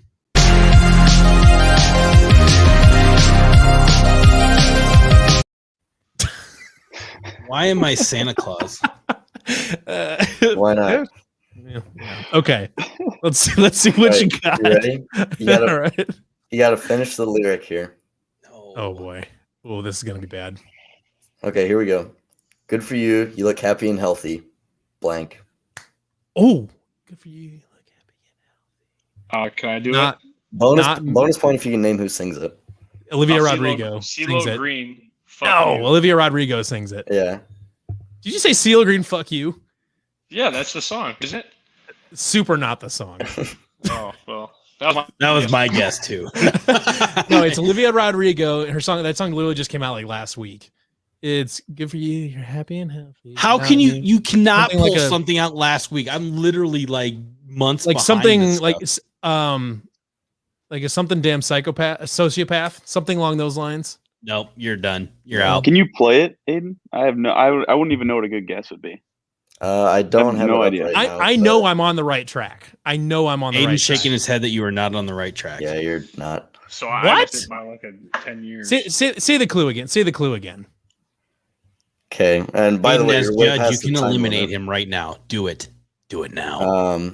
So good for you. You look happy and healthy. Yeah, that's the Olivia Rodrigo song. Yeah, but you're not saying the right words. Okay. Yes, sing it, then it'll come to you. Okay, he's out. He's already wasted his time here. Yeah, I don't What's the lyric? Okay, what follows? So it's good for you. You look happy and healthy. Not Me, if you ever cared to ask. Is this a TikTok I got the song? Not Me part. It is no. It's just a song. I mean, it's a song, I guess, but just a whatever. song. And this came out a week ago? Roughly, yeah. Literally like last week. That's a big miss for me. That's a cheap shot if you're pulling out Green, stuff fuck you, released was a it? week ago. Well, was a you're good pulling guess. stuff from 1991. Not a bad guess, so. yeah. Well, at least you have time to research it. We barely just rolled out of bed and you're asking us to look for something that was released last week. I'm not that connected. Yeah. You gotta give us old people like months to like grasp onto this stuff. Like I just learned what cracked was like a month ago, and geez, What's that? it means you're good. You're on crack. You're cracked. You're good at something. That's a thing. That is a thing. Aiden used the term about an hour ago before the show started, and I got it right away. Never heard it. All right, you guys ready for the second one? Next one, yeah. All right, this I'm going to show you a picture of someone, and you have to say who it is. I'll get closer. 1 second. Wait, he'll pull it up. Who the fudge? Oh, I know it. Machine Gun Kelly. It's Machine Gun Yeah, Kelly. AJ got it. Oh, Yeah. Beat me to it. I kind of forgot he was a thing. Who is he dating? That's the real question. Yeah. He's dating Megan Fox, or he was. Jennifer Yeah, Aniston. Yep. Megan Fox. He was dating Megan Fox. I don't know if he still is anymore. No, they still Not are. Jennifer Aniston. It's not Jennifer. Did you say Jennifer Aniston? Yes. For who he's dating or for who that was? Yes. All right, Right. last one. So here's our Urban Dictionary definition of the day. Oh, here we go. So you have to say the word that I'm defining. Someone who does way too much for a person they like. Simp. Yeah, Simp, there you go. yeah. Ooh, yeah, okay. I I That was makes gonna sense. say, is a cock? Would that be the same thing? That's different. That's different, AJ. Same lines though, huh? I wouldn't say. Oh my goodness. Yeah, that's funny. Fun fact aside, I just learned what simp was like a month ago as well. I've heard. See, simp these before. are things like you gotta give me like That's a month, that's and total I'll simp fall in energy. line. It's total simp energy. 100%. See, Matthias is just spending all of his free time now. He's just looking up like different definitions. He's just spending all his time on TikTok, just trying to keep up with the young. That's where guys. all I'm this trying stuff to comes catch from. up. TikTok. It's TikTok, yeah. That's where it all comes Mhm. Can somebody explain the sheesh? Aiden, explain. from. I don't the even. sheesh. I don't even get sheesh. What is sheesh? Like, what the What is sheesh? That- that's all it is. What do you mean? Well, That's like, all it is. You say it? It didn't come from something. If I I come mean- out here and I get Oh. cracked on something, do I just go sheesh? Yes, Like, yes, exactly. Great way to think about it. Yeah. So it actually started like 2 or 3 years ago on Pardon My Take, the Barstool Okay. podcast, and LeBron James had been putting stuff on his story about drinking wine. He'd always put sheesh. So then people just started saying sheesh a bunch, and now I guess it's turned into a TikTok thing. Yeah, it's definitely like the internet meme thing going on right now. It's everywhere. Gen Z. Whatever. Difficult to understand. learn something new every day. Full on do not understand youngins these Mhm. days. Don't get it. No. I'm not even like that old. I mean, I'm only 29, but I feel I am like what you would say. I feel like I'm I'm- cracked at this version of the game. Is that like your? It's like your word of the day calendar. You're like your calendar word of the day, or whatever. It's Just my crack as millennial much as you can. calendar word of the day calendar. Did you see that they made up a new term for like older millennials called geriatric millennials? That would be me. Yeah. That's a thing. Yeah. That would be Is that- literally is all that of us us? but Aiden. That's Yeah, us. that'd be We're us. geriatric Aiden. millennials. Yes. I'm okay with that separation too. Because Yeah. That's yeah. I can't keep up with like the social media stuff at all.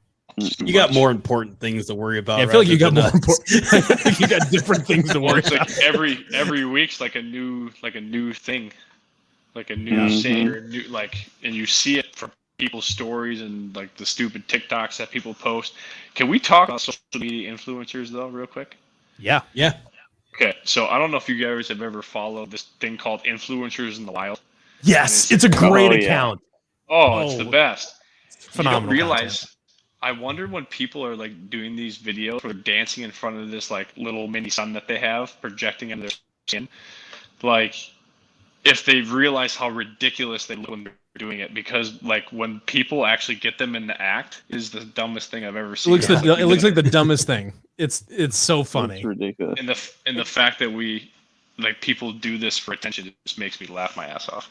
It's crazy. Yeah. So the weird thing is, like, some of these people get paid like a lot of money. They get paid a ton of money to look ridiculous. I always enjoy like the bird's eye view of like someone like dancing backwards down the middle of the street. It's like, what's going on here? Or they do like everything is like choreographed with like 15 people across. Yes, like, where they bring in traffic to do. Yeah, they're like in Times Square, and the people are doing the Greatest Showman dance in the middle of the fucking road. It's like, what are you doing? Hey, if somebody threw $100,000 at me, I'll go get called an asshole in New York. Yeah, I'd get hit by a car for $100,000. Yeah, same. Low speed, but high speed. Let's fucking full send. High speed. Is at what not speed all would a those car have to be people are traveling? getting paid that much? Like some of these people are just normal people doing this stuff. They're just to try to make it as an influencer, which is crazy. But so can we rule out AJ that means Klein? Josh, we just need to go out in the middle of Des Moines here next week and videotape you doing the Greatest Showman dance and count me in. I'm there. What do we got? I wonder what we got to do to get Steel Jans to TikTok. That would be electric. That would be pure electricity. Top tier internet content. Yeah. All right. Pretty good. All right. You guys got anything else for AJ? We can let him go. He's got more important things to do than talk to us. Just tell Mitch I say hey. He'll know. Oh my God. Do you need to like steal a sock of his or something and send it to you? Yeah, that works too. If you come up any stronger, he's gonna get a restraining order against a total fucking stranger. Aiden and I are the resident Bears fans on this podcast. Write him a letter. Write him a letter and send it to his locker so I can witness him opening and reading this letter. It was funny. Put on it like AJ must be around before you open it. It would be probably like the creepiest, weirdest letter ever written to him. And he'd probably It's gonna be creepy to him, but you'll know. There's like a lock of hair. There's a lock of hair taped to the inside of the envelope. Oh my gosh! It was kind of funny. Just a couple address weeks it to ago, both of them. I was at Shields and I was looking at the clearance rack, and they had like one of those T-shirt jersey Mitch Trubisky things, and it was only like $10 or something, so I had to buy it, And the lady at the counter was like, "Are you sure you want to buy this? I don't think he plays for the Bears anymore." I was like, "I know exactly what I'm doing. Don't worry about it." How the fuck lady at the counter tried to stop you from buying it? Like, why did she care? Don't do it. Oh, my goodness. I know exactly what I'm doing. That makes that's sense. great. That's great. All right. Well, we got some recruiting news to talk about, so we won't keep AJ around for that. Well, I appreciate you guys having me on. Well, I would love to, but it's almost 11 o'clock here, and I got. Yeah, I'll say you get. I got to go hit the hay, prepare for that Super Bowl run, and maybe you can punch Mahomes in the face, and then you'll be well on your way.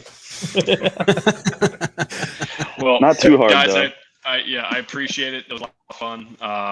And if you guys ever want me back on in the future, you know where to find me. Oh, we want you. Just for me though, if you do get a chance to actually sack him, Pat Mahomes, like when you're laying on the ground next to him, like whisper in your ear, just go 66-10, and then just get up and walk. Just walk away. And you people are like, "What the heck was that? Who the hell is this guy? What is going on?" Awesome. That's funny. Thank you. Well, Thank you for appreciate coming it, on, AJ. AJ. It was Yeah, awesome. Thank you Good for catching coming up on. with you. Thanks. Bye. Take care. See ya. All right. That was AJ Okay, Klein. hold on. We gotta really revisit Aiden. You're full on Mitch Trubisky creeper status right now. Although it's as soon as I hilarious said it, though. Aiden, I saw your face go a little red a little bit. I mean, he's a great quarterback. What can I say? Aiden, I think you're in too deep on this, man. You're in too deep. You are. I hopped off the train a season ago. The train left me in Illinois. I'm done. You got to cut it off. It's unhealthy at this point. I'm circling the wagons with Mitch. He's coming back. You know, the first time that like Josh Allen's gonna get hurt and like Aiden's gonna be flipping over to CBS, like he's gonna be like googling up live pirated streams of the Buffalo. And we're gonna see a tweet come from we're gonna see a tweet come from Aiden's account where it's gonna say it's Trubisky time.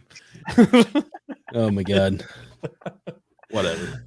All right. All right. So we got a little bit of recruiting news to touch on before I wrap her up for the evening.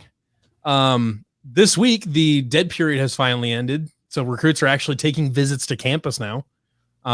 Pretty solid list of visitors now. Matisse, you got a list set aside for who's all visiting? Oh God, where do you even begin? I mean, they're probably the top. We're probably just gonna like cover over the quick ones or like the notable ones. But like in camp tonight, a kid from Huxley, Cale Crow, offensive line. Kind of seems like he's going to end up here anyways. I think he's got an offer. Braden Lofton, tight end from Council Bluffs. Jai Rodriguez from offense lineman from Arizona. And then legacy recruit in JJ Cole, quarterback from Ankeny. He seems like he's pretty much got all the tools to be what Matt Campbell wants a quarterback to. He's got to pay. I don't know if he's got an offer yet, but I know Penn State is looking at him. Yeah. So by what it kind of like he's not rated yet, but kind of about like what are you like sifting through the cracks. I mean, I'm not a recruiting expert, but it seems like he'll be fairly decently ranked. I would guess he's probably going to be a high 3 or maybe even a low 4-star, just based on who's looking at him.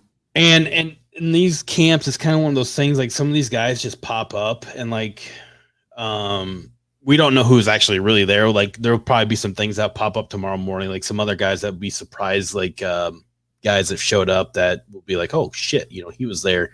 But it's gonna be like a mad scramble because it's June 1 and it just opened up and everybody's going to different camps which way. But a lot of these guys are, going camp today, camp tomorrow, camp, throughout the weekend, like 5 days worth of camps, like different colleges. But also coming this weekend is a big tight end recruit that we're going after. Everybody kind of knows about him already, but it's Michael Riley Ducker from Nebraska, 4-star recruit. Pretty much everybody's going after him.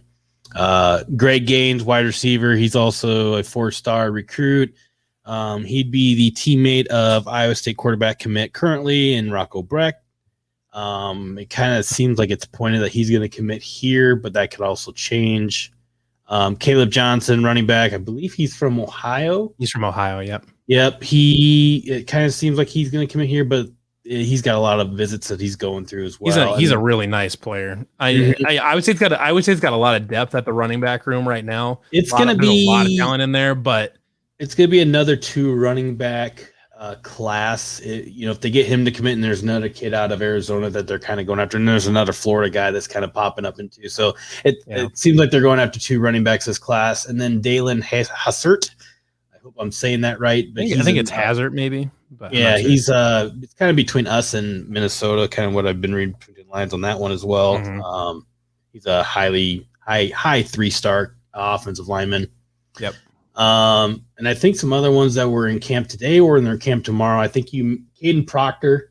Caden Proctor is the big one tomorrow. He's a really big fish. And I don't know if that's an official. It's not an official, but it's an unofficial because he's 2023, so I don't think he can actually take. Yeah, so he's pretty much everybody in the world's after him. So I don't know. That's gonna be a tough. He's the 20th ranked player in the entire class right now. So we are his second visit though, so he'll be a full 5-star recruit. Yeah.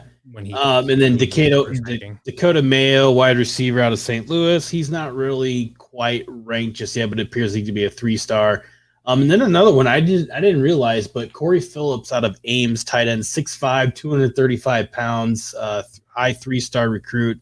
Didn't realize he was actually there after looking that up tonight. But he's also going to be camping this weekend. And then another one, I think this is like their priority recruit, but it's kind of between us and Michigan State right now. But it's Trayvon Howard out of the IGM Academy in Minneapolis. He's like an 89 rated between 247. So basically like a 4-star, but he would be a safety. He's going to be here this weekend as well. So I'm sure there's more. Those are like the highlights right now. And there's quite a few quarterbacks that were, I didn't want to go through the whole list, but there was like 6 quarterbacks there tonight. So they're going to have their pick. And I don't know for sure. I know well, the locker room was basically done a couple weeks ago. I think they wanted to have the locker room the new locker room pretty much ready to go to show off this week.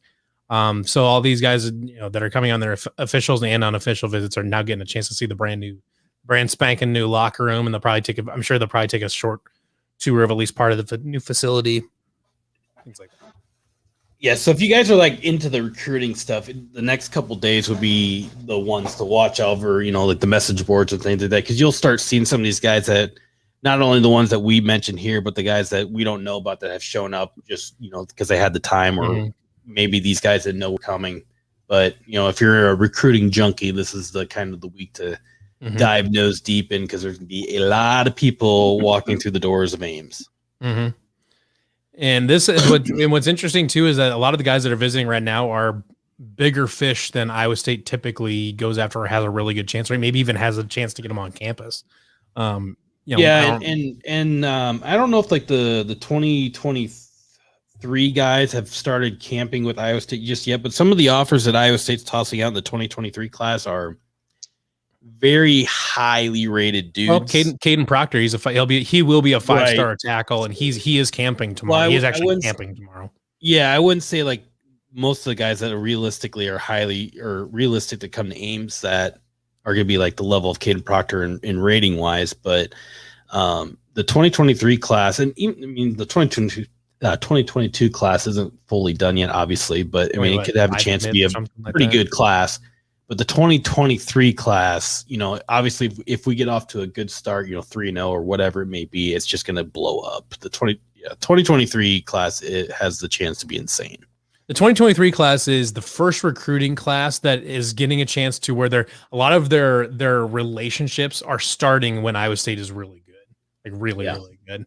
Like, these next couple recruiting classes are the ones that are going to be where they're developing most of their relationship after Iowa State is a Fiesta Bowl champion, so they just won a New Year's Six game and stuff like that. And like right now, the recruiting class for 2022 is already rated overall better than it was last year. And they still if a Trayvon Howard commits, it's just going to skyrocket there. So, they've only got 5 commits for 2022 right now. They'll probably be top 40, 4 commits right now. So they'll probably be top 40. Even if they get like Greg Gaines, it shoots up. You got a 4-star on the books. Or if you get if you can snag the defensive end, what's Mario Eugenio, yeah, and he's like a 0.93, right? He's like a mid 4-star. Yeah, and so like Caleb Johnson, Quarren Adams, those are the 2 big running backs they're after. They're already 86 composites, so you just shoot your score up even more.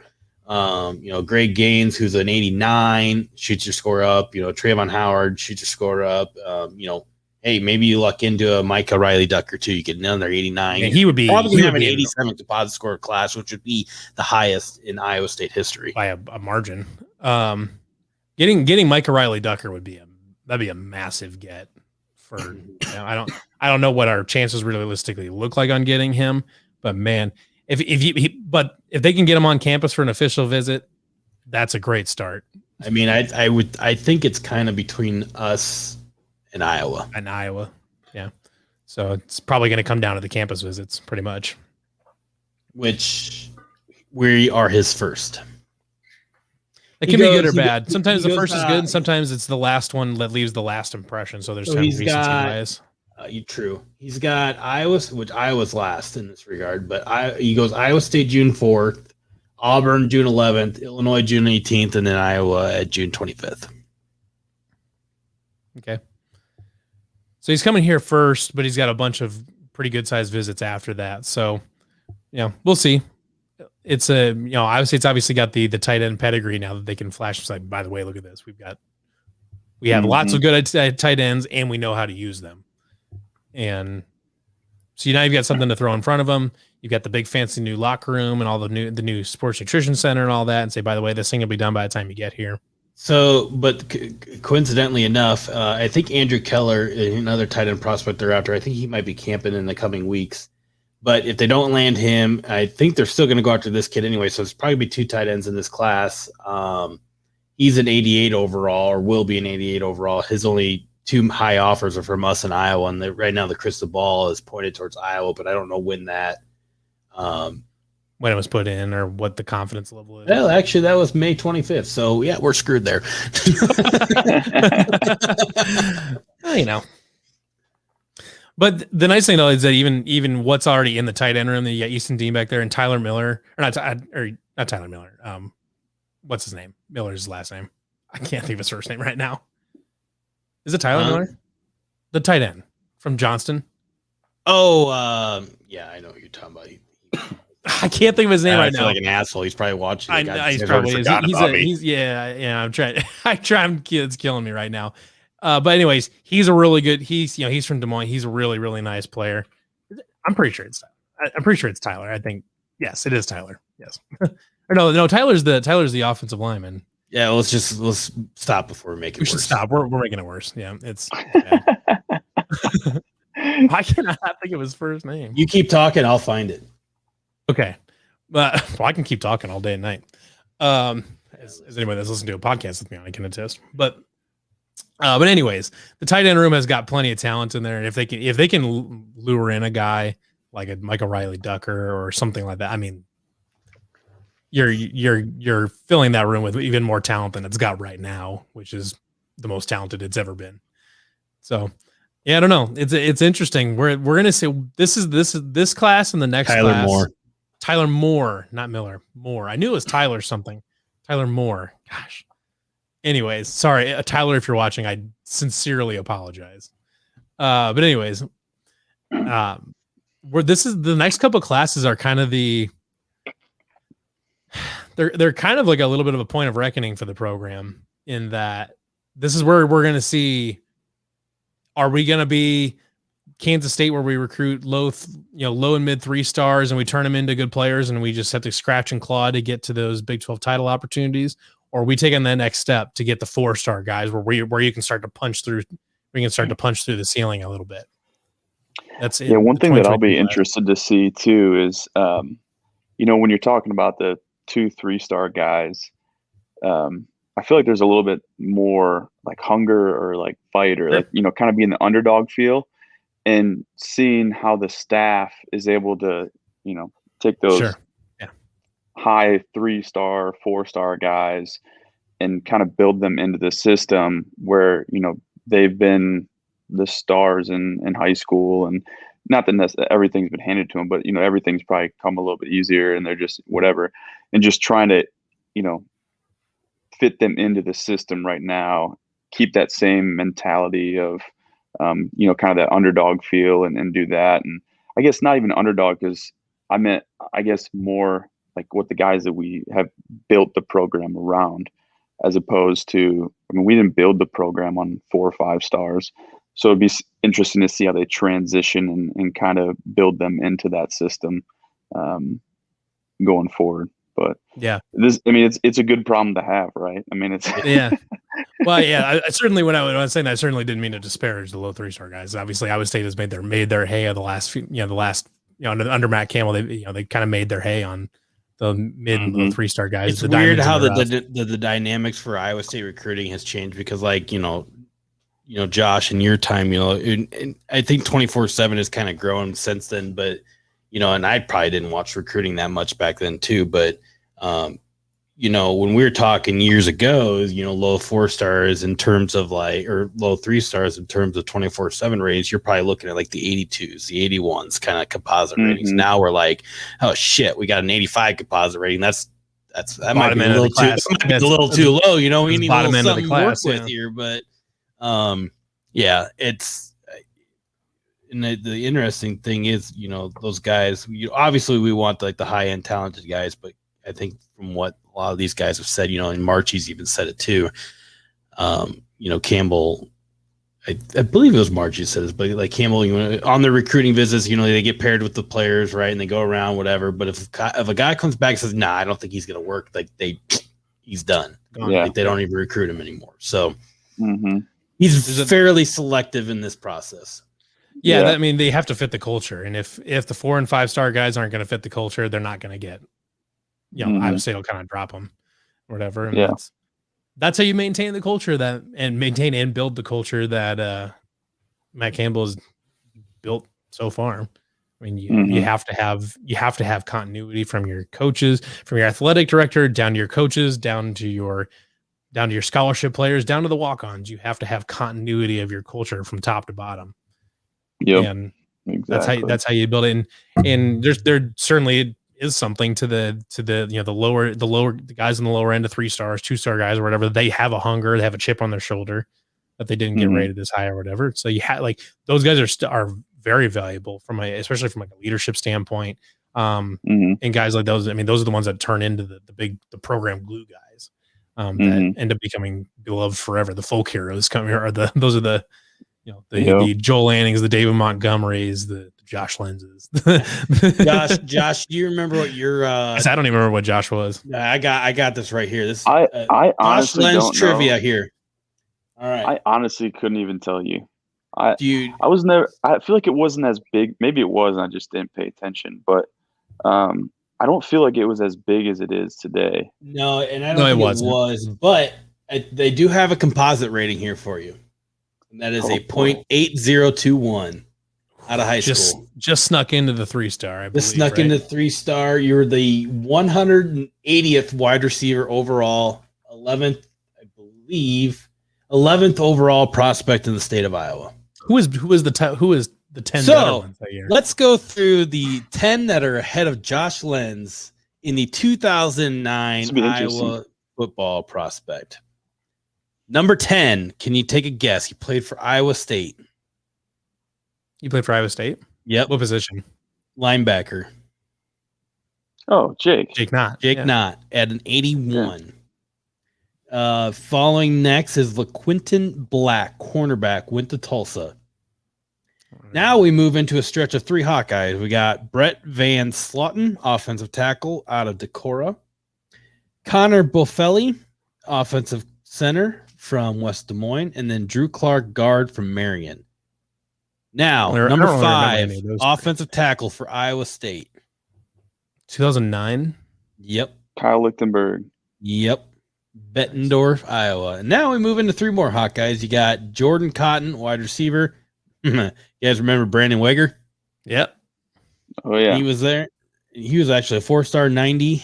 Keenan Davis, wide receiver. And then the number 1 out of Valley was David Barrett. He went to Michigan State, 4-star.